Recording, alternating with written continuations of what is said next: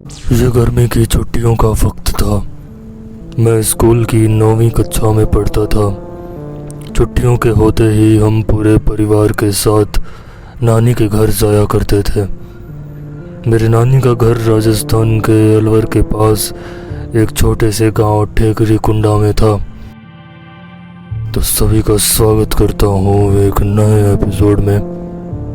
आज की कहानी बेहद डरावनी होने वाली है, लास्ट तक रहना। राजस्थान के गांव-गांव में एक कहानी काफ़ी प्रचलित है। ऐसा कहा जाता है रात के अंधेले में यहाँ की लोकल वुमन घोस्ट, जिसका नाम धनपतिया है, वो जागती है और हर उस घर का दरवाज़ा खटखटाती है जहाँ छोटे बच्चे हों। वो ऐसा उस वक्त करती है जब घर की औरतें खाना खाने के बाद बर्तन मांजने में लग जाती थीं। उस वक्त बच्चे घर के अंदर खेल रहे होते थे। वो दरवाज़ा खटखटा कर कहती, बेटा प्यास लगी है, पानी पिला दो। कहते हैं जो भी बच्चा उसकी आवाज़ सुनकर दरवाज़ा खोल देता, वो उसको उठाकर अपने साथ ले जाती। अब ये कहानी सच थी या सिर्फ कहानी थी, ये आपको आगे पता चल जाएगा। मैं आज शाम ही नानी के घर आ गया था। सबसे मिलने जुलने के बाद मैं मेरे मामा के लड़की के साथ खेलने लगा। खेलते खेलते रात हो गई और अंधेरा होते ही हम घर के भीतर हो गए, क्योंकि उस वक्त मेरे नानी के घर में बिजली नहीं थी और ना ही उस गांव में थी। मुझे अच्छे से याद है उस रात मेरे नाना और मेरे मामा दोनों शहर गए थे किसी काम से, और आज रात आने भी नहीं वाले थे। खाना वाना खाकर हम एक बार फिर खेलने लग गए। हम लोग घर के सबसे बाहरी कमरे, जिसे हमारे साइड चौपार कहा जाता था, वहाँ पे तकिया से एक दूसरे को मारने वाला खेल रहे थे। चौपार का दरवाज़ा जो था उसमें छोटा सा सुराख था, जिससे बाहर खड़ा कोई भी व्यक्ति हमें दिख सकता था और वो भी हमें उस सुराख से आसानी से देख सकता था। भाई हमारे नानी का घर कच्चा था लेकिन बहुत बड़ा था। मतलब हम लोग बाहर खेल रहे थे तो नानी लोग अंदर रसोई में काफ़ी दूर थी हमसे। ऑब्वियसली दिए जल रहे थे जिसकी रोशनी में हम खेल रहे थे। वक्त होगा रात के कोई 10:30-11 का। हम दोनों खेल रहे थे, तभी दरवाजे के बाहर की कुंडी कोई खटखटाता है। खट खट खट।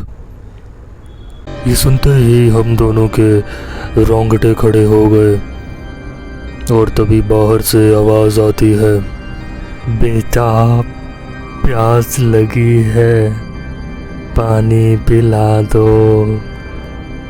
ये सुनते ही हमारी मानो सांस ही थम सी गई। बचपन से सुनते आए जो कहानी थे, क्या आज वो अपने असली रूप में हमारे सामने आ खड़ी हुई थी। मेरी बहन ने मेरा हाथ पकड़ा और फुसफुसा कर डरते हुए बोली, चलो भाग चलते हैं अंदर, धनपतिया आ गई। जी बोलते ही वो अंदर भाग गई। मेरा दिल भी कांप रहा था, लेकिन मैं इन कहानियों में यकीन नहीं करता था। मैं सच का पता लगाना चाहता था। मैंने दिया उठाया और डरते हुए दरवाजे के पास पहुंचा। दिया की रोशनी में मैंने जब सुराख से बाहर देखा तो मैं देखता हूँ राजस्थानी लिबास ओढ़े एक औरत बाहर खड़ी थी। उसका हाथ नज़र आ रहा था जिसमें लंबे लंबे नाखून थे। ये कोई औरत हो ही नहीं सकती। ये रक्त पिपासु वो चुड़ैल ही थी जिसकी कहानियाँ बचपन से सुनते आए थे हम। तभी वो झुकते हुए सुराख से देखती है। मेरी नज़र उसके चेहरे पर पड़ी। वो बेहद खतरनाक थी। बड़े बड़े बाल, चेहरा फटा हुआ जिसमें से खून टपक रहा था, उसने मेरी तरफ देखते हुए एक बार फिर से बोला, बेटा दरवाज़ा खोलो।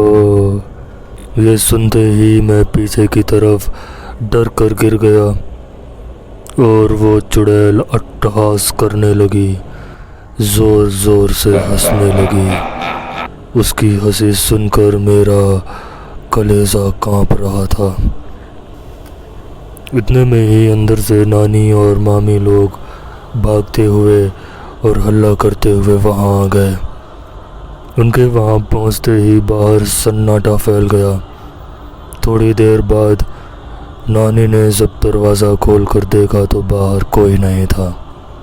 रात में ही हल्दी और कुमकुम को गोल कर हाथ को उसमें रंग कर हाथ का ठप्पा लगाया गया करके बाहर की दीवार पर मैं सदमे में था। सारी रात नानी की गोद में सर रख कर लेटा रहा, सो नहीं सका। रात भर चौंक चौंक कर उठ जाता था क्योंकि मुझे वो डायन का चेहरा बार बार नज़र आ रहा था। कहते हैं वो चुड़ैल जब किसी को बुलाकर दरवाज़ा खोलने को कहती है तो अगर आप उसकी बात सुनकर दरवाज़ा खोल दोगे तो वो आपको उठा कर ले जाएगी।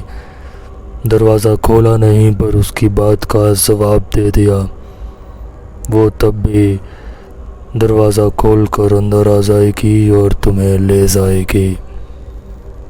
लेकिन अगर तुम उसकी बात को सुनकर भी अनसुना कर दोगे तब वो बाहर रहकर ही तुम्हारे कुछ बोलने का या दरवाज़ा खोलने का इंतज़ार करेगी। शायद सारी रात। उस रात मैंने ना कुछ बोला और ना ही दरवाज़ा खोला, शायद इसलिए ही मैं बच गया।